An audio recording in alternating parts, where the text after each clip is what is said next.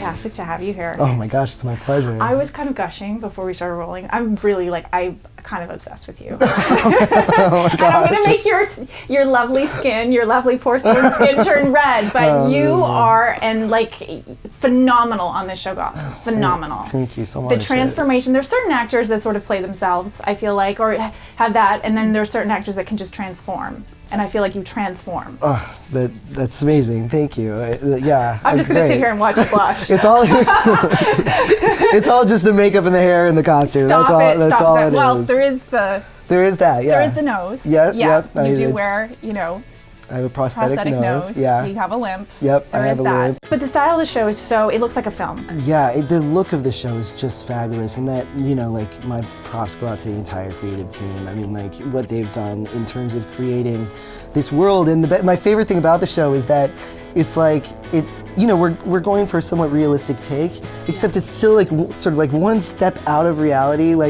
And it's in this sort of timeless era where we have the 70s cabs and and there's somewhat of a 70s kind of punk or early 80s New York grittiness that they're going for, but at the same time we're using cell phones and you know what I mean, so it's sort of this timeless kind of strange place that's relatable but also memorable in a weird way. And it's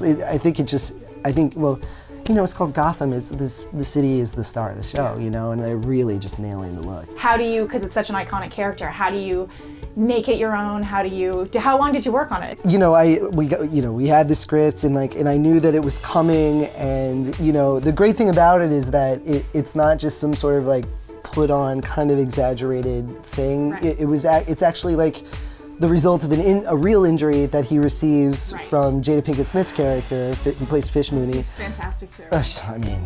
Don't even get it. She's so amazing.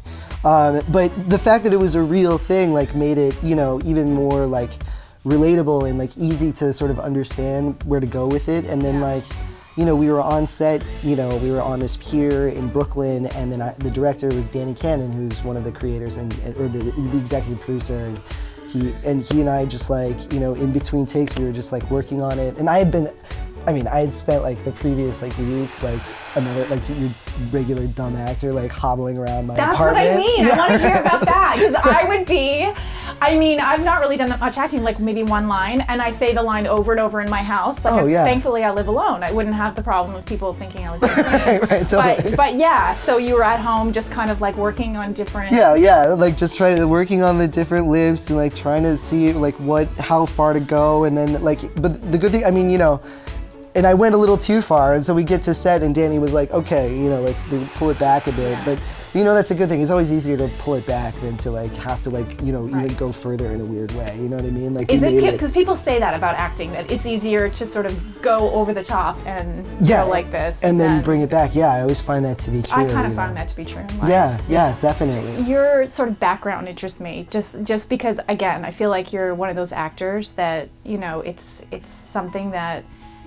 You were born to do this. How old were you when you first knew you wanted to be an actor?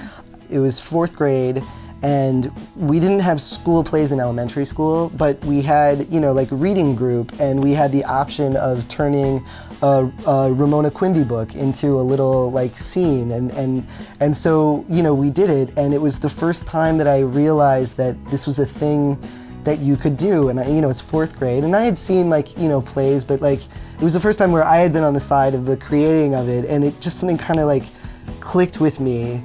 And then, and then I was involved all through junior high and high school and all of that. And then my sister was a little star of the family. She's an opera singer, and so she was always singing, and it was always very clear that that was going to be her track. That must be an interesting household to grow up in when you have a sister that's an opera singer. Right, yeah. And my parents, are mathematicians, and so I feel like they always kind of they were Robin's the, not, she's the performer, Robin's gonna do something else. And so I kind of internalized that, and I went to architecture camp when I was in high school just to see if maybe something else, realized I did not want to do that.